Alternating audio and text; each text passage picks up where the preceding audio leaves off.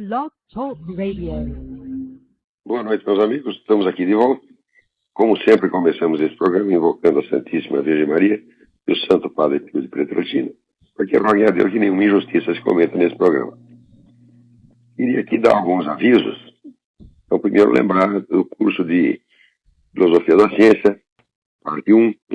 Eu estarei proferindo aqui em Colonial Heights, Virgínia, de 3 a 8 de maio de 2010. Contato para informações e inscrições com o senhor Eduí, telefone 041 9974 4443 ou 041 3527 0987. Outro lembrete que eu queria dar a vocês aqui é o seguinte: existem 2 sites brasileiros que movem um combate heróico contra inimigos 1 milhão de vezes mais poderosos do que eles. E que, evidentemente, estão sempre em dificuldade, porque são mantidos, vamos dizer, pelo trabalho dos seus próprios criadores, sem patrocínio de espécie alguma, sem verbas oficiais, sem uma ONG para dar respaldo, sem coisa nenhuma. Esses sites são notalatina.blogspot.com e juliosevero.blogspot.com. Tanto a editora do Nota Latina, que é a Graça Salgueiro, quanto o Júlio Severo enfrentam enormes dificuldades, trabalham sob uma pressão desgraçada e nenhum dos dois tem dinheiro, nenhum dos dois tem onde cair morto, tá entendendo? Então, aqui nos Estados Unidos, todo mundo já entendeu há mais de 100 anos que a maneira mais decente de uma publicação, ou hoje em dia de um site da internet se manter, é a livre contribuição do seu próprio público. Quem contribui, quem quer, quem gosta do trabalho que está sendo feito, a contribuição é pública, é declarado no imposto de renda, está tudo limpo. Né? Mas no Brasil não, o que eles acham bonito é o seguinte: é pegar dinheiro do governo para fazer um filme puxando o saco do presidente, tá certo? É o PT extorquir empresário, né, que se não der patrocínio para ele, ele faz greve, promove greve contra o sujeito, acusa de 1001 coisa, né? Então, desviar verba de serviço público, ou então de vender para grandes companhias, quer dizer, você, a companhia está lá cometendo crimes horrorosos, ela te dá um dinheiro, você fica quietinho. Isso tudo é decente. Agora, se você coloca um aviso lá, faça uma doação, todo mundo critica. Isso é a prova da barbárie brasileira. O brasileiro não sabe distinguir o certo do errado. Ele inverte tudo, vê tudo às avessas. Então, é o seguinte: lá no meu site tem um pedido, tem no fim de cada artigo tem lá um botãozinho, Make a Donation. Você vai lá pelo PayPal e faz uma doação. Tá certo? R$10, R$20, $10, $20. Aqui, para a Nota Latina, o jogo Júlio Severo, a mesma coisa. Só que eles estão precisando, estão muito mais urgentes do que eu. Porque, afinal de contas, eu tenho 40 e tantos anos de jornalismo nas costas, né? Eu tenho o meu trabalho jornalístico, que não está pagando tão mal assim. Eu sou um professor conhecido, tenho centenas de alunos no Brasil, me mantenho graças aos meus cursos. E eles não têm nada disso. A Graça Salgueiro vive com a minguada aposentadoria dela da prefeitura. Né? Prefeitura, sei lá o quê, prefeitura, INPS, o Raigo Parque, uma porcaria dessa, né? Que paga uma miséria para ela. Né? E o Júlio Severo não tem nem isso. O Júlio Severo aí está trocando, gente, de casa e de país mais do que troca de cueca, porque todo lugar que ele vai tem pressão. Outro dia, né, até saiu na internet um aviso: olha, o Júlio Severo, ele está no endereço tal, na cidade tal, do Texas, que nem estava, graças a Deus a informação era falsa, ele estava em outro lugar. Mas esse pessoal, toda essa turma de movimento gay, fica investigando, vasculhando a vida dele. Quer dizer, são milhares e milhares de pessoas, tá certo? Que tem apoio de governo, apoio de grandes empresas, apoio de organismos internacionais, perseguindo um sujeito que não tem onde cair morto. E só por isso você já avalia o moral dessas pessoas. A pessoa que faz isso, as pessoas que fazem isso, são evidentemente psicopatas, são pessoas de mentalidade criminosa. Não é porque ser gay, é porque é gay, não, meu filho.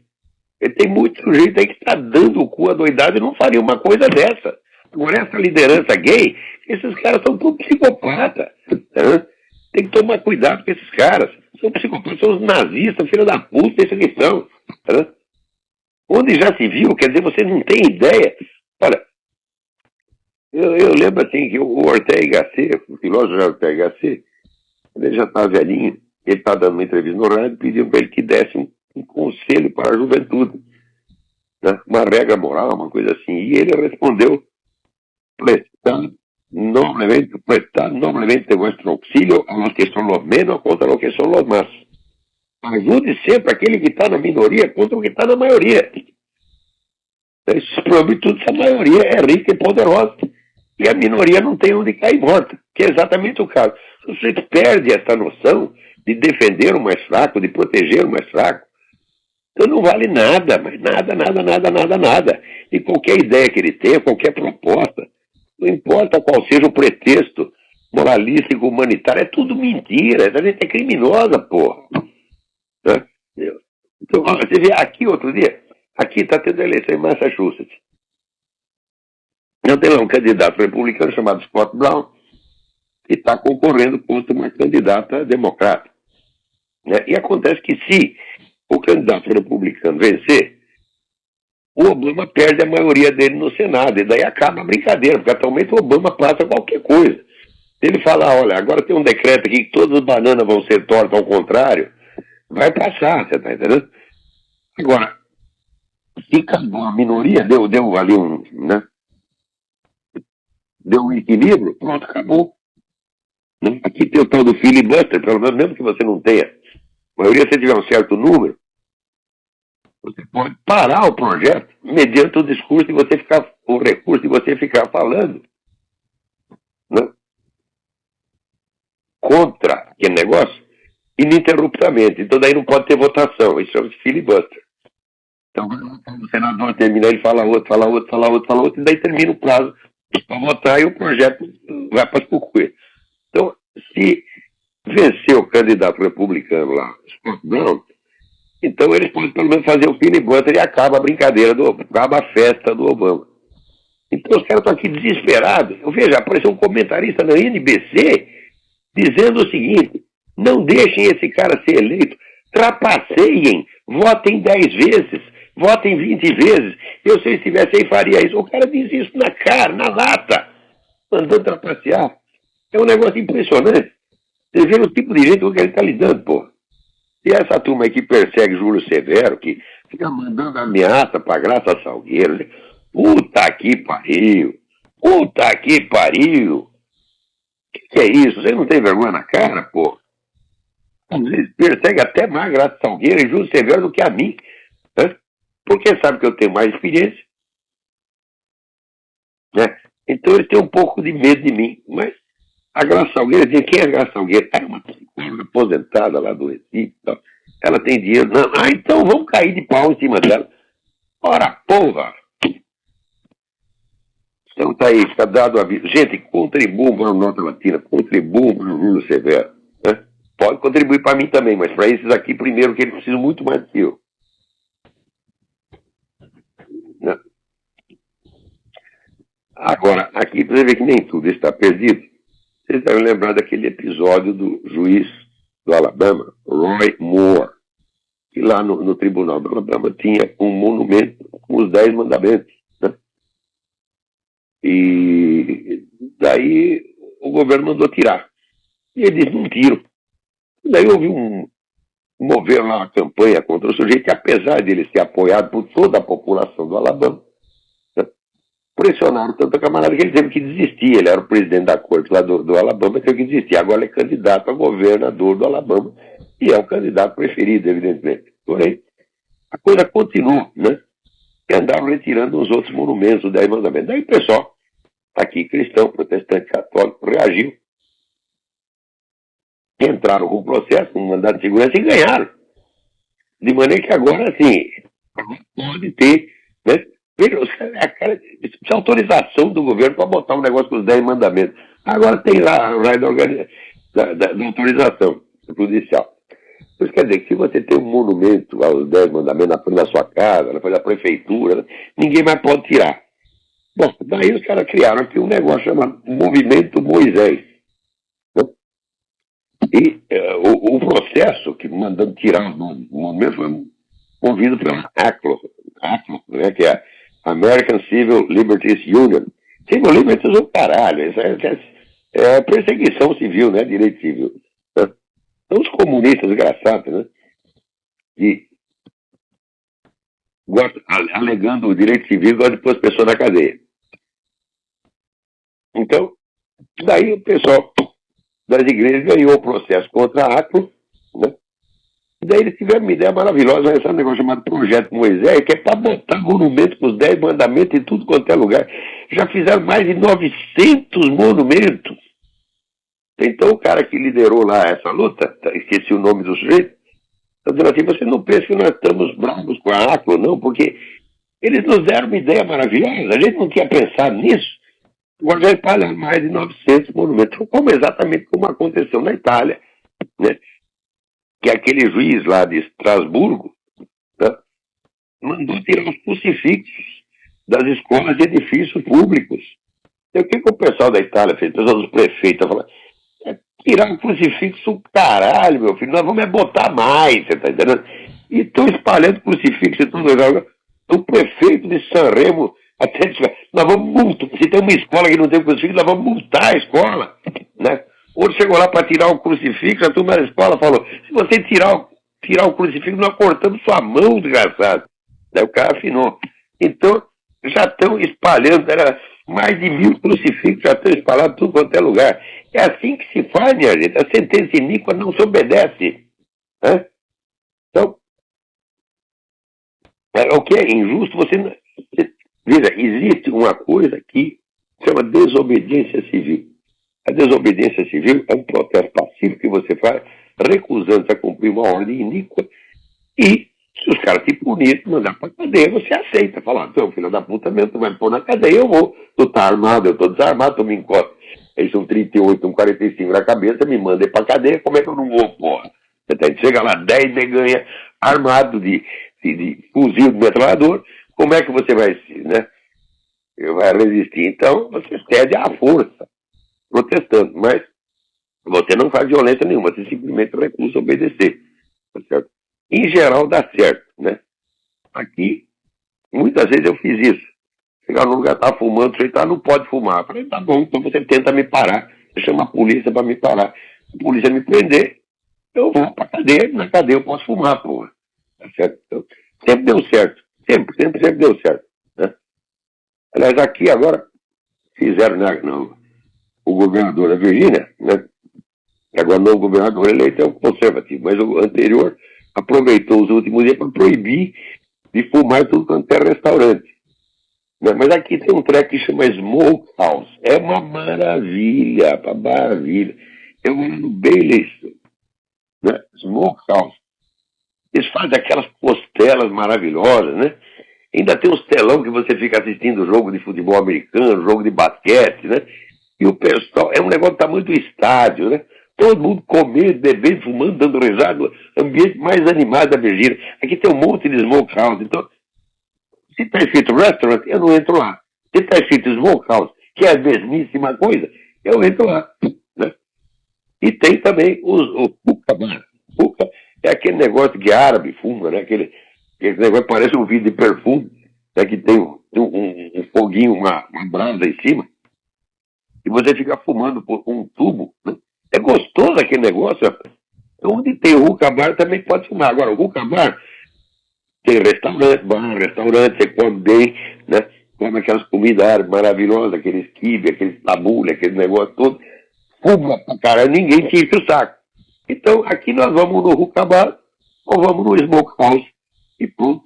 E no restaurante que se dane. O que eles deviam fazer é, vamos dizer, desobedecer a lei. Se todos eles se recusassem a obedecer a lei, ela não passaria. Mas é tudo. É carneiro, baixa a cabeça, né? Baixa a cabeça, né? Baixa a cabeça, levanta a bunda. Foi assim que Napoleão perdeu a guerra, gente. Cuidado, fica obedecendo muito, né? Cedendo e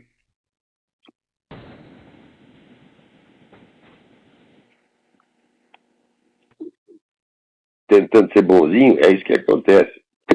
Né? Você vê a falta de vergonha. Está falando da falta de vergonha do comentário do NBC. Aqui tem um negócio pior. Né? O assessor do Obama para assuntos regulatórios, Cass Sunstein, ele diz o seguinte: nós temos que nos mobilizar contra os autores de teorias da conspiração. Como exemplo da teoria da conspiração, ele diz o seguinte: a teoria de que o aquecimento global é uma fraude. Está mais do que provado que é uma fraude. Os tais dos e-mails que os caras confessam a fraude já estão divulgados, mas eles chamam de teoria da conspiração. A maneira mais usual hoje em dia de você tentar, vamos dizer, desmentir uma verdade óbvia é chamá-lo de teoria da conspiração.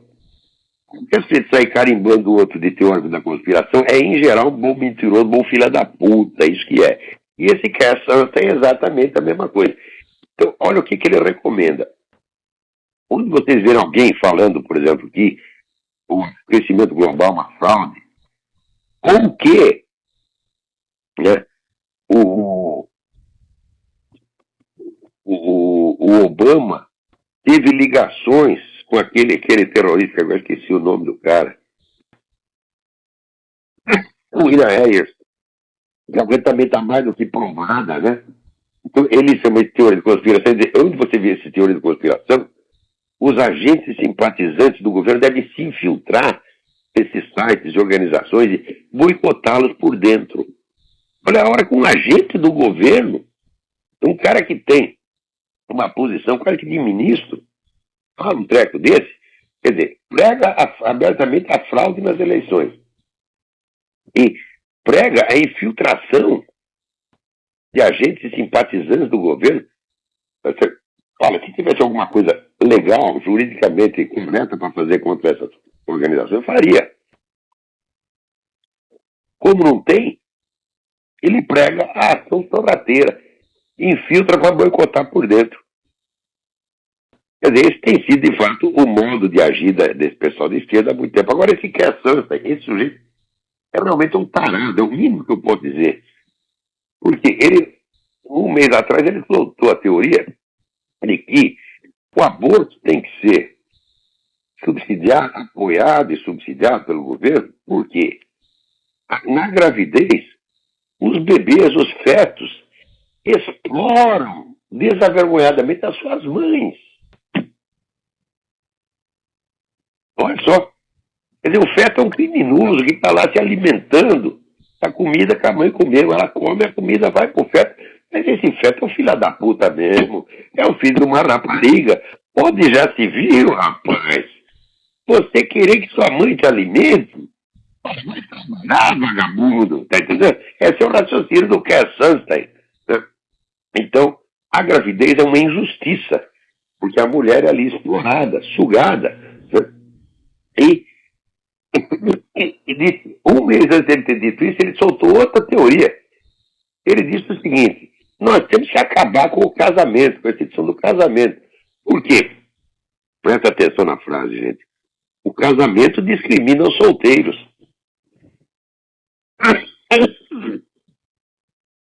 Mas não é uma maravilha? Quer dizer, o cara é um alto funcionário do governo, é um quase ministro. Então tem que acabar com o casamento discrimina os solteiros. Da mesmo modo que a condição de solteiro discrimina os casados.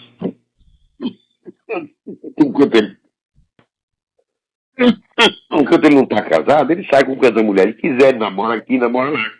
Aí casou, acabou a brincadeira. O casado é que deveria reclamar. Fala, não, peraí.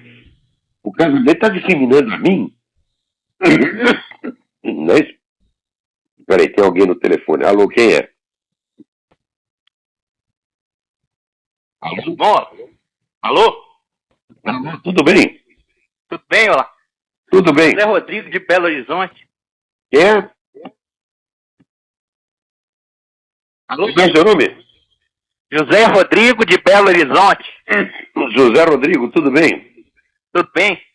Aqui, eu queria tudo saber bem. mais a respeito... Alô? E a voz continua a mesma, mas os meus cabelos também continuam caindo. Saiu na Veja 7 de outubro de 2009 sobre o Lula querer fazer uma ONG na África.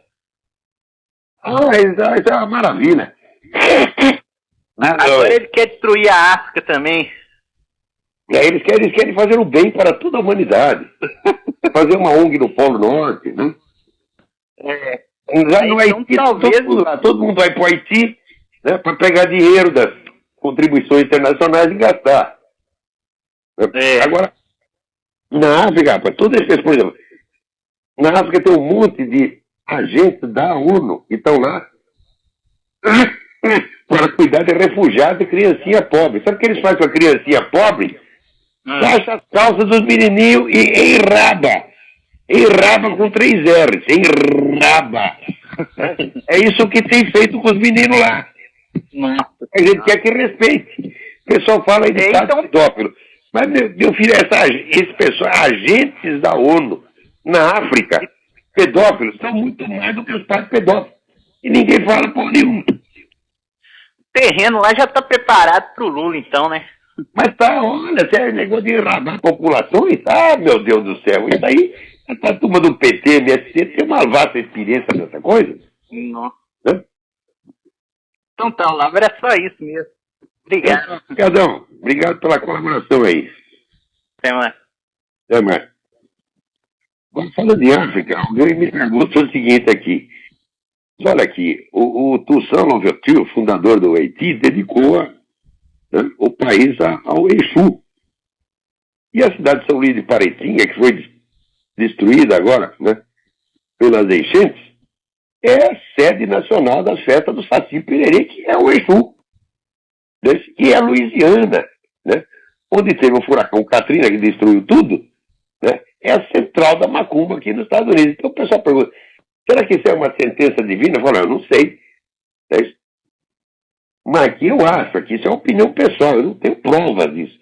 Eu acho que essas macumbas dão um azar desgraçado, porque onde tem isso, todo mundo se ferra. É uma constante histórica. Você não vê por exemplo, você vê aqui nos Estados Unidos, qual é o lugar do mundo onde os negros vivem melhor? Aqui nos Estados Unidos. E o padrão de vida comparável de todo mundo, estão lá no Senado, estão na presidência das empresas, estão milionários, fizeram o presidente da República. Tem algum deles praticando macumba? Não tem. É tudo pastor protestante, porra. Aqui você entra numa igreja, né? Até a igreja católica, eu fui na igreja católica, lá em Richmond, né? Lá tá um bom padre negão, você tá entendendo? E igreja protestante então não se fala. Você entra, assim, 80% de chance o pastor lá é preto. Então, aqui eles estão vivendo bem. Agora, vai fazer macumba e você vai se ferrar. Por quê? Porque eu sei, olha, antigamente eu achava isso é uma religião como qualquer outra. Depois que eu li no livro do Pierre Verger, O Uso das Plantas na Sociedade Yoruba, e vi lá que é uma religião que tem rito para fazer cair o pinto do adversário, eu falava, não leva mais essa coisa a sério. Tá? Isso aí é uma votação satânica, pô, não é possível. Né? Você imagina, eu aqui, né? Eu tô lá, o pessoal do PT tá me perseguindo, enchendo o saco, eu vou lá, faço um ritual para cair o pinto do Lula. Ai, meu Deus do céu. Né? Nem que me ajudaria, né? Cair o pinto do Lula. O problema dele não tá no pinto, minha gente. O problema dele tá na cabeça, porra. Tá na cabeça de cima, não é na cabeça de baixo. Né? Se dissesse cair a cabeça do Lula, não, daí melhorava um pouco o negócio. Mas que coisa mais idiota que ele cair o pinto do seu adversário. Que vingancinha mais filha da puta, né? O que é? Qual é a vantagem que você vai ter? Daí você vai poder comer a mulher dele só porque ele está sem pinto? Será que é esse o objetivo? Quer dizer, é uma coisa baixa. Isso não se pode respeitar uma coisa dessa. O cara quer ser respeitado como entidade religiosa, ele que se dê ao respeito. Que apresente, vamos dizer, uma religião que seja minimamente coerente com a decência humana. Não é isso? Agora, vai ver lá, procura no Antigo Testamento, vê se no judaísmo tem rito para fazer cair o pinto dos outros. Vê se tem no budismo, vê se tem no hinduísmo, vê se tem no cristianismo. Não tem. Ninguém vai fazer uma coisa básica, estúpida desse tipo. Então, eu perdi o meu respeito por essas coisas. E nada no mundo vai me fazer declarar que esse rito é uma coisa respeitável, que que é normal, desejável, que é decente você fazer o ritual para fazer cair o pinto do adversário. Muito menos se for meu pinto, pô. É verdade que tá velho o gato e já não serve para mais muita coisa. Mas é meu, porra. Você tá entendendo? Eu vou ficar com ele aqui até o último dia. Tá?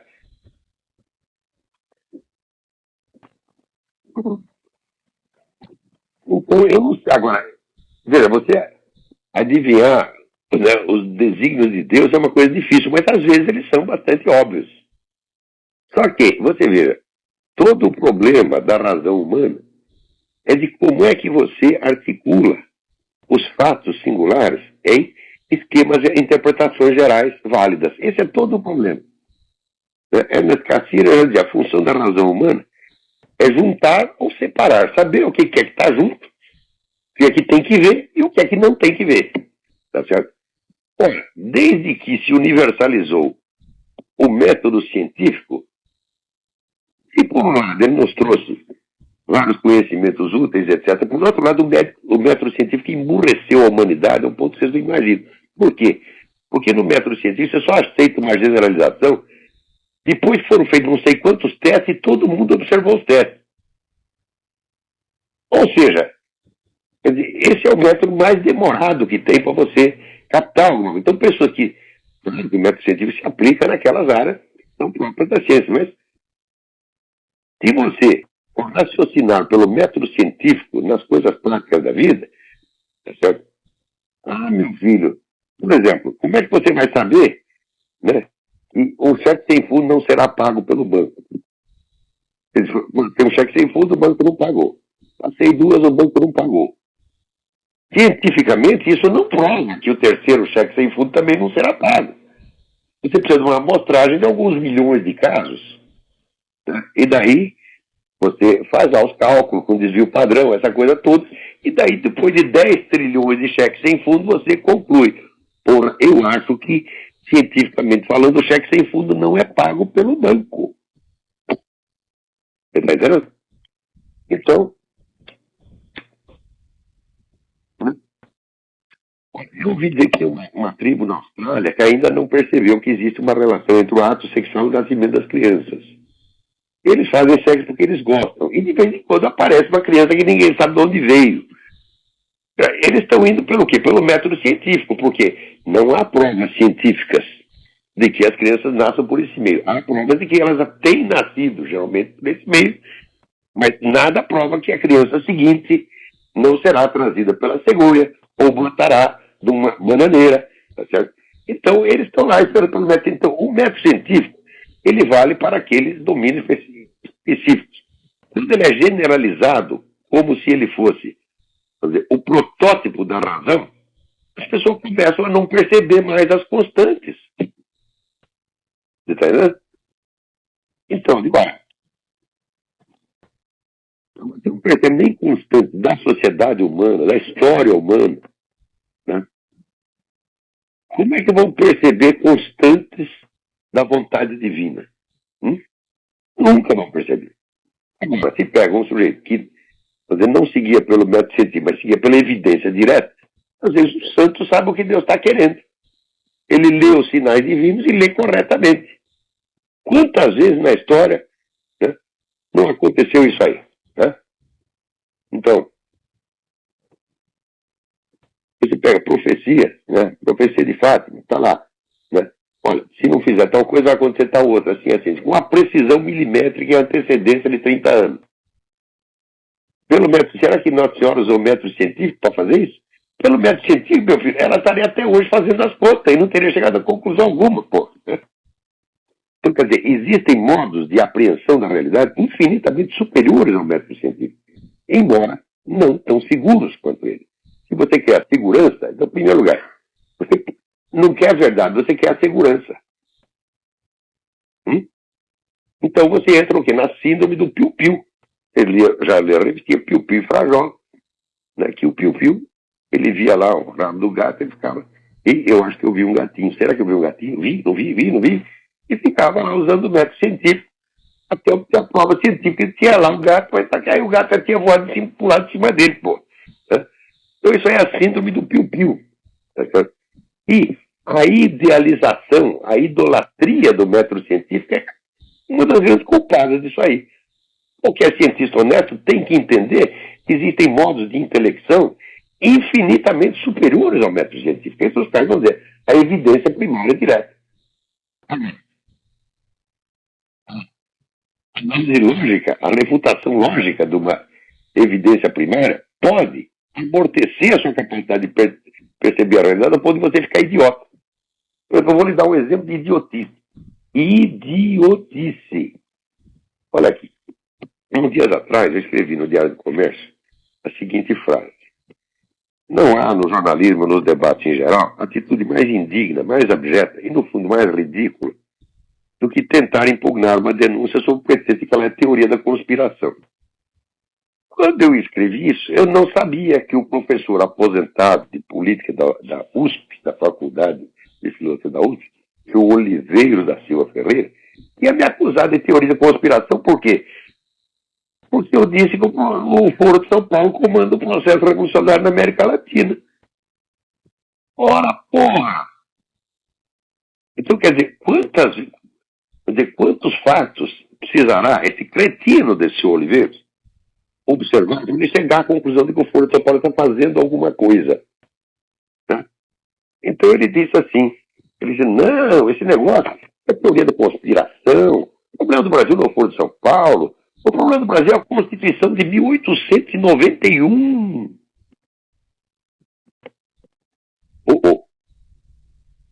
Quer dizer, a Constituição de 1891, diz ele, foi copiada indevidamente da Constituição americana e criou uma situação na qual os governos se apropriam do Estado. Quer dizer, em vez de ter o Estado e abaixo dele ter os governos como funções temporárias, ao contrário, o governo manda no Estado.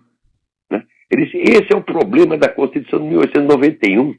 Ele disse, uai, mas como é que isso vai explicar o narcotráfico generalizado? Como é que isso vai explicar os 50 mil homicídios por ano? Quer dizer que é o seguinte, quem está, por exemplo, fazendo acordo com as Farc, protegendo as Farc, não é a turminha do Foro de São Paulo. Protegendo as Farc para que as Farc ajudem o PCC, Comando Vermelho, a matar brasileiros, matar 50 mil brasileiros por ano. Não, não é o Foro de São Paulo. É o maldito Barbosa que copiou a Constituição americana. O sujeito vem com essa tese, e perfeitamente idiota, profunda, totalmente idiota, fetichista. Quer dizer, como é que uma Constituição que já foi mudada 1000 vezes, né, pode ser causa do que está acontecendo agora? Veja, em 1891 não existia movimento comunista no Brasil. O movimento comunista se forma aqui a partir de 1920, 1930. O que isso tem a ver com a Constituição do seu Rui Barbosa? Pisciroca, seu Oliveira. Pisciroca. Tá entendendo? Eu sei que você, professor da USP, você é um cara todo mundo. Mas você é um grande intelectual. Para mim, você é um intelectual, sim. Pequenininho, modesto, tá, não muito inteligente. Tá, um homem que consegue escrever num estilo enigmático para que ninguém perceba qual é o sentido já do que ele está dizendo. Por quê? Porque ele sempre possa sair bem com ambos os lados. Então ele assim, é um cara que você vai nas Forças Armadas, todo mundo, o Oliveira é maravilhoso. Ó. Você vai entre os comunistas, diz, o Oliveira é maravilhoso. Ó. Por quê? Porque ele sempre dá uma no cravo ou na ferradura. E você, no fim, não fica sabendo de que lado ele está. Tá certo? E eu sei de que lado ele está do lado do Oliveiros, porra. Tá certo? E toda a obra dele consiste nisso, em sair bem. É isso que ele está fazendo, especialista em sair bem. Então, eu respeitava esse cara até um certo ponto, porque eu tenho uma certa dívida intelectual com ele. Nos anos 60, 70, foi lendo os artigos dele que eu percebi que, no Brasil, as Forças Armadas tinham uma função essencial, central na história. O Exército no Brasil foi a força que civilizou o Brasil. A mesma função que aqui nos Estados Unidos tiveram a igreja protestante, né, desbravando o território, fundando cidades, criando escolas, criando hospitais, etc, etc. O Exército que teve no Brasil. Então, o Exército é a espinha dorsal da nacionalidade. E por essa foi a grande descoberta do Oliveira. Mais tarde, trabalhando num projeto da Biblioteca do Exército, um livro de dimensões enciclopédicas, chamado Exército na História do Brasil, uma obra em 3 volumes, da qual eu fui o editor de texto e o autor do último capítulo. Eu pude observar que aquela tese é inteiramente certa. E daí é que eu entendi por que que só nas Forças Armadas tinha sujeito patriota. O único lugar do patriotismo levado a sério era nas Forças Armadas. No resto, o pessoal fazia votação com o patriotismo. Eu falei, não entendi por quê. Porque você só tem patriotismo quando você tem amor à pátria. Você só tem amor à pátria quando você fez algo por ela. Quando ninguém fez merda nenhuma, uns só ficaram coçando o saco, outros ficaram roubando. Então eles têm que rir da pátria. Porque é aquele negócio, né? Você perdoa aqueles que te prejudicaram, mas você não perdoa aqueles a quem você prejudicou. Então, como todo mundo está ferrando com a pátria, então tem que esculhambar com o patriotismo. Mas os milicos não. Eles pagaram com sangue, suor e lágrimas. Eles desbravaram o território, eles criaram hospitais, eles criaram escolas, eles civilizaram o país. Né? Então eles dão valor à pátria porque eles trabalharam por ela. Então eu entendi e falei, pô, o Oliveira tem razão, cara. Mas isso é a grande e única descoberta do seu Oliveira da Silva Ferreira, a qual ele volta a insistir, inclusive, né, nesse escrito dele. Né? Ele diz que o exército é o fundamento do Estado. Ele tem toda a razão, tá certo? E ainda é a única entidade na qual se pode confiar, porque no Brasil você não pode confiar em universidade, escola, igreja, político, empresa, para confiar em ninguém. Mas, meu filho, lembre-se que os milicos ficaram 20 anos no poder, claro que fizeram um monte de cagada e um monte de injustiça, e até violência fizeram. Mas nenhum deles saiu rico. Que outra entidade faria a mesma coisa? O PT prometia mundos e fundos. Né? Então, fez mundos e fundos em favor de si próprio. Os milicos tinham mais poder até do que o PT. Nenhum deles meteu a mão no dinheiro público, saíram pobres, entraram pobres, saíram pobres. Eu me lembro do ministro Mário Andriato, que é ministro do transporte, quando todo mundo dizia que ele estava metendo a mão no dinheiro público, quando morreu não tinha dinheiro para enterrar. A família não tinha dinheiro para enterrar o cara. Tiveram que fazer coleta entre os amigos. Então, é um homem que se sacrificou pelo país, fez o bem pelo país. Né? Naquela época, o Brasil crescia 11% ao ano, gente. Agora todo mundo está dizendo, o Brasil está numa fase boa, blá. Não vai comparar com o tempo do Médici quando crescia 11% ao ano, porra. Né? O pessoal tem razão, chamava de milagre brasileiro. O qual tirou da miséria, no mínimo, a mais modesta das hipóteses, tirou da miséria 30 milhões de brasileiros. Que estavam marginalizados, foram postos dentro do processo produtivo e adquiriram uma vida decente. O PT fez isso? O PT não fez nada, o PT dá a esmola, pô. Custa voto. Né? A milicada fazia o negócio direito, tá entendendo? Criava obras, captava investimento, criava obras públicas, arrumava emprego para os caras. Entendeu? Isso aí ninguém pode negar. Então você nota que o patriotismo existe dentro das Forças Armadas. Então, pela primeira vez, quem me chamou a atenção para isso foi o Oliveira. Depois eu confirmei por mim mesmo, participando dessa obra, o Exército na História do Brasil. Isso foi tudo o que aprendi com o Oliveira e tudo o que há para aprender com o Oliveira. O resto de todos os artigos e livros que ele escreveu, a mensagem é o seguinte, né? Eu, Oliveira, sou bonito e gostoso. Eu pairo acima de todo mundo. Né? E não tem mais filosofia política nenhuma ali. É um monte, vamos dizer, de coisa do conselheiro Acácio. Obviedade do conselheiro Acácio. Então, quando ele não está dizendo uma obviedade do conselheiro Acácio, né? Por exemplo, olha, ele diz aqui, né? O Foro de São Paulo é, afinal de contas, consequência de fatos outros. E esse é um conjunto de origem de outros tantos. Meu Deus do céu. Me mostra um único fato que não seja consequência de algum outro fato e causa de outro. Né? Então, a ver com essa coisa outra.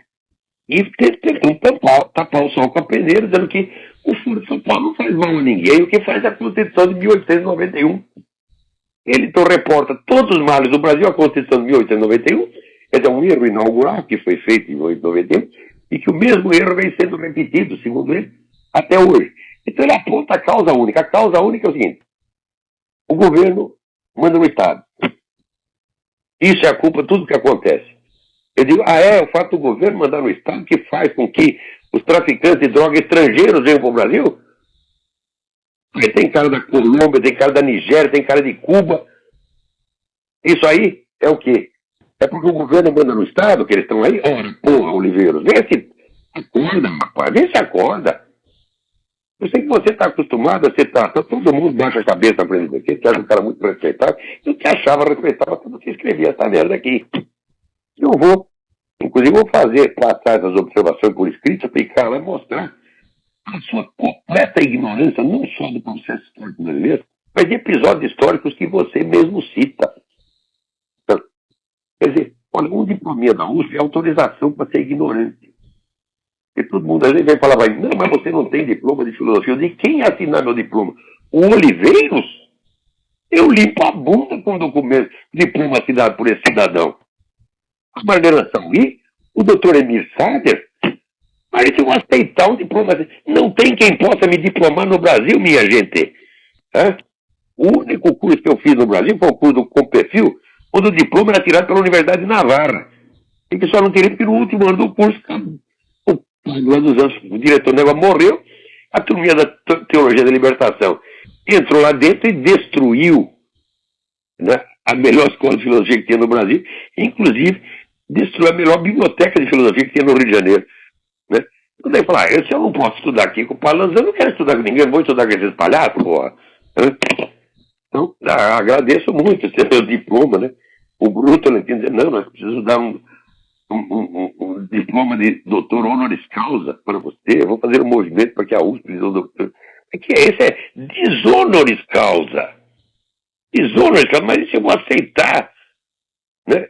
Nem que eu tivesse cursado eu ia aceitar, agora sem cursar, é loucura, o diploma, porra. Isso é um bando de pseudo intelectual. Às vezes precisa de intelectual de talento. Ninguém vai negar o talento do Oliveira.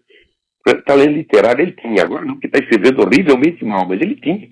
Ele escrevia uns negócios elegantes antigamente. Ninguém sabia o que aquela merda queria dizer, mas que era elegante, era.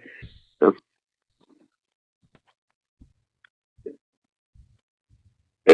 tem alguém na linha aí? Quem é? Quem é? Boa noite, tudo bom? Quem é quem? Alô, tá ouvindo? Estou ouvindo, quem é? Capanema, Sorocaba. Não entendi o seu nome. Capanema? Capanema, tudo bem? Capanema, tudo bom. Tá com a voz ruim, tá gripado?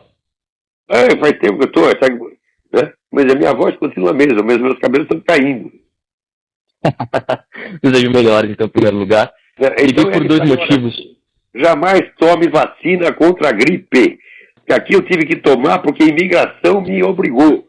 Desde então não para de ter gripe. É infalível. Quer dizer, a vacina tira você da incerteza. E por dois motivos. Primeiro, para pedir desculpas, e segundo, para dar um testemunho.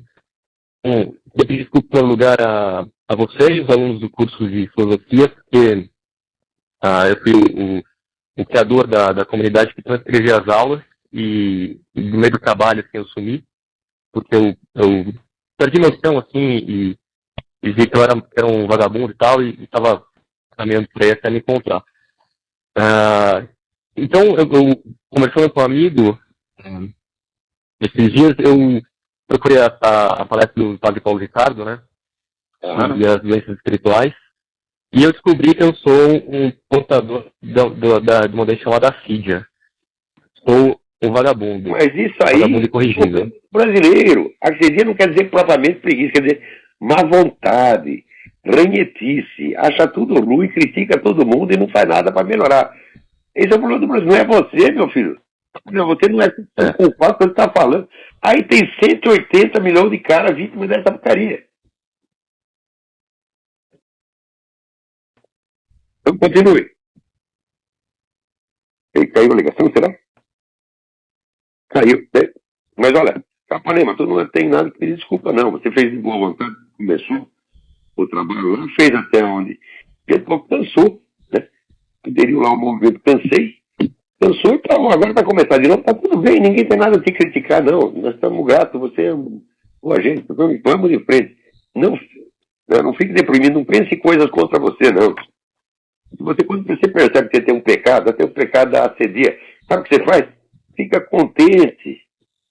Porque sabe, aqui, eu sou um pecador, eu sou um filho da puta, e mesmo assim, Jesus Cristo vai me perdoar, eu vou entrar no céu. É isso que você tem que pensar. Pensa sempre o perdão divino é maior do que todos os pecados do mundo. Então, cada vez que eu percebo que eu fiz mais uma, eu chego para Deus e falo aqui, olha, de novo, olha eu aqui, eu não tenho jeito mesmo, se você não me ajuda, eu não faço nada certo. Eu, por mim mesmo, não faço nada certo. Se Deus não me guia, não me ajuda, eu faço tudo errado. E fiz de novo, olha eu aqui. Mas eu tô triste, claro, tô triste porque eu te magoei. Tem sido bom para mim, tu me criou do nada, me defendeu contra todos os perigos, e olha aí, eu só fazendo, né? Coisa que te magoou, não devia fazer isso. Mas eu não posso dizer que eu estou totalmente triste com isso, por quê? Porque eu lembro que você existe, que você está aí para me perdoar e me restaurar depois de milhões de pecados ainda que eu faço. Então, eu não posso ficar totalmente triste. Então, é o que, né? É o que diz na missa, sursum corda, corações para o alto, corações para o alto. Não fique triste, não.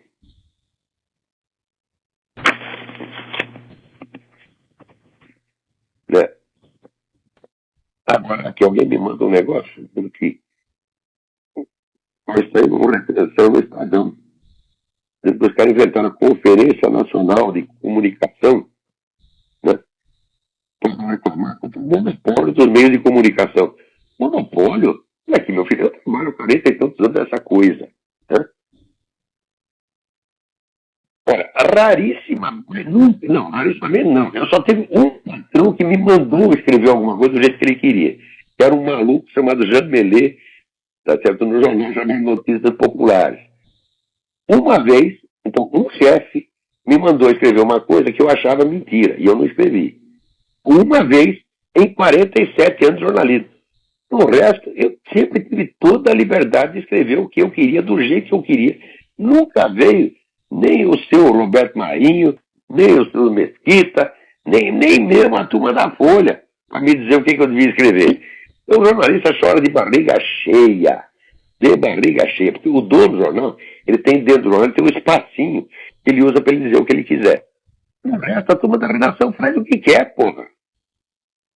E essa turma é tudo de esquerda. Então, é incrível. Quer dizer, se eu ver essa monopólio de mídia, eu digo, primeiro que várias empresas, elas concorrem entre si. Tá certo?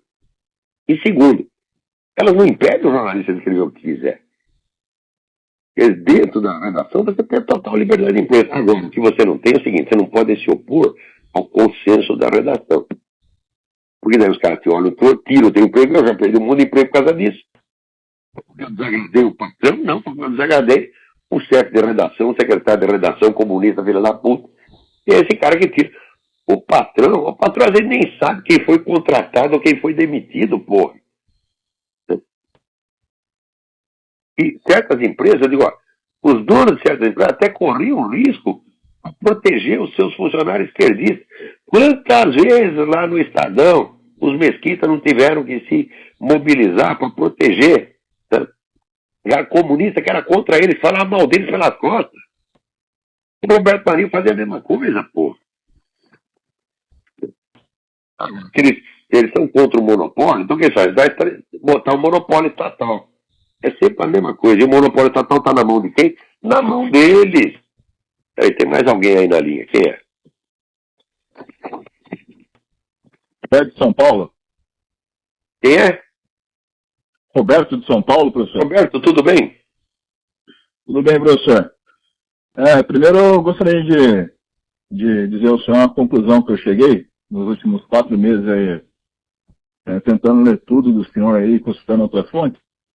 E um agradecimento e depois uma pergunta. Então, eu não sei se é certo, mas quando eu comecei a escutar os seus programas, ler seus artigos e tal, e também consultar as fontes que o senhor nos dá, lógico, comecei a entrar em choque, né? Porque eu percebi que a gente está no mundo da lua aqui no Brasil. Mas tá mesmo. O Brasil virou um hospício.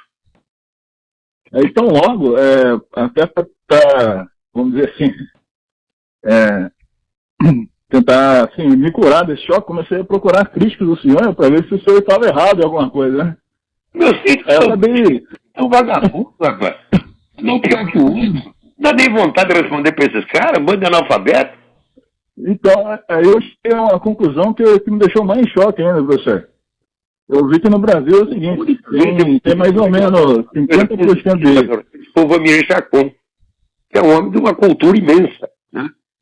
E ele fazia 2 ou 3 críticas a mim que eu até achei certo, né? Agora, esse pessoal aí, esse Oliveiras, Oliveiras tá gaga, minha gente. Ele primeiro não pode dizer que ele seja um homem de cultura, porque ele fez a cultura dele lendo autores de 5ª categoria, lendo Rousseau, Maquiavel. Você der um livro de Aristóteles para ele morre na 5ª página, né? Então, no Brasil, intelectual é assim, né? Então, eu digo, nunca houve um crítico que valesse a pena prestar atenção. Eu, quando respondo ao crítico, não é por causa dele, não. É só para aproveitar a oportunidade de ensinar outras coisas a pessoas corretas e inteligentes que estão me lendo.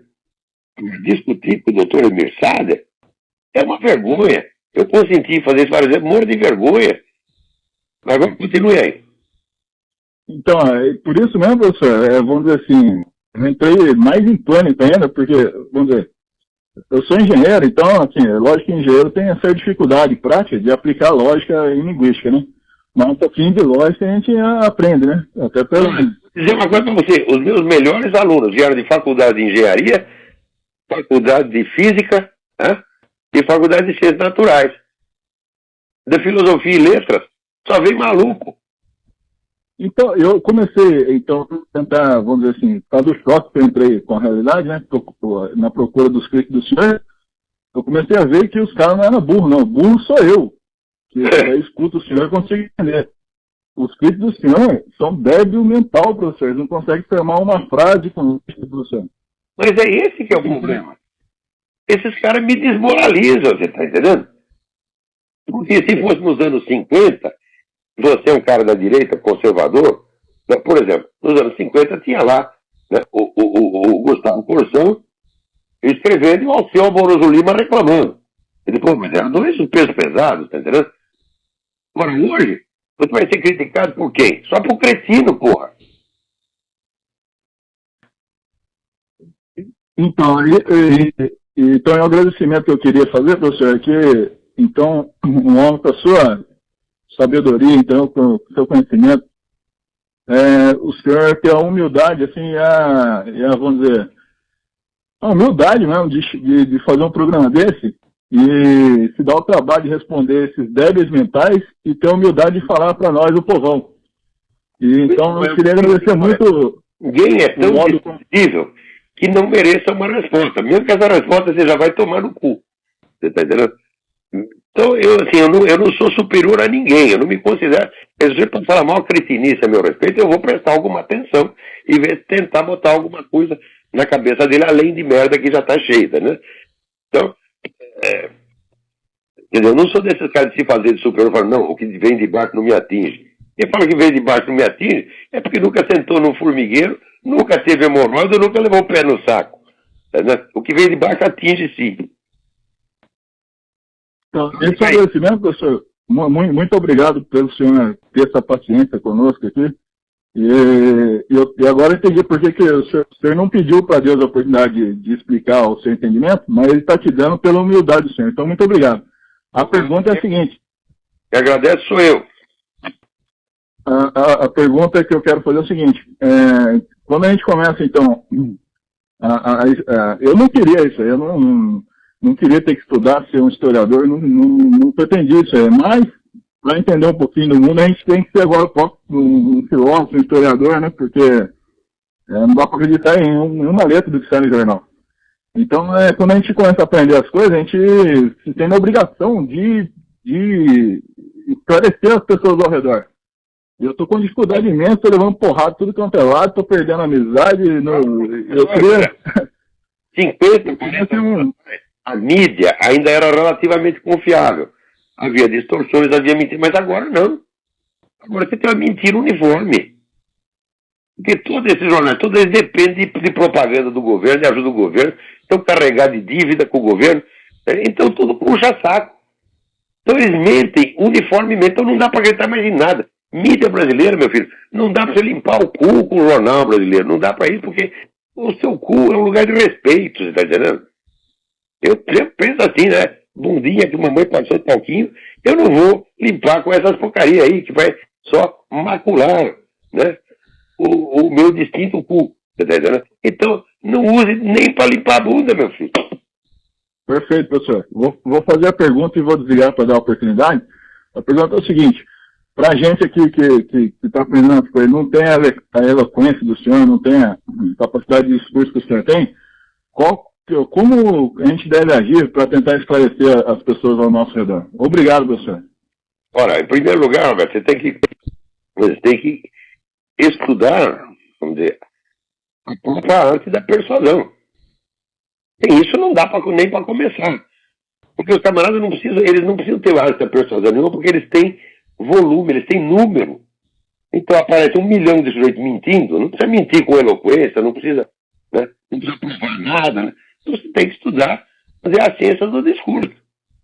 Né? Eu te recomendo os livros de um autor chamado Mortimer Adler, A-D-L-E-R.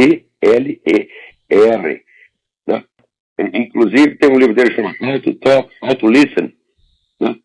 How to Speak, How to Listen. Vamos dizer, coisa muito importante para essa arte da comunicação pessoal, de pessoa a pessoa, que é a nossa única arma. Nós não temos grandes jornais, não temos canais de televisão, nós temos apenas a nossa fala pessoal. Então, é necessário que ela seja, se não persuasiva, ao menos contundente. Porque, às vezes, vamos dizer, um sujeito muito mentiroso, que é intrinsecamente mentiroso, pervertido, você não consegue convencer. Você consegue inibir, intimidar e fazer passar vergonha. Você está entendendo? Na frente, então eu frequentemente eu me lembro do Dr. Sarko, na Faculdade de Medicina, né, que ele pegava lá, por exemplo, uma doente histérica, botava na cadeira, na frente dos alunos, e mostrava as reações histéricas que a mulher tinha. Então eu estou fazendo a mesma coisa, eu pego o desgraçado, pôr na cadeirinha e mostro para os meus alunos. Ó, tá vendo como o sujeito é louco? Tá vendo? E eles veem que o cara é louco, então ele já sabe que não é para seguir aquele exemplo, tá certo? Então, alguns caras são intrinsecamente safados, outros ficam safados por tempo que nem o Oliveiros. O Oliveiros já fez coisa boa 30 anos atrás. Agora que está metido falando que não sabe. E eu estou redigindo aqui umas observações, vocês vão ver que merda de raciocínio que é o dele. Um cara que tem obrigação de saber mais. Né? Então, eu sugiro essa coisa, quer dizer,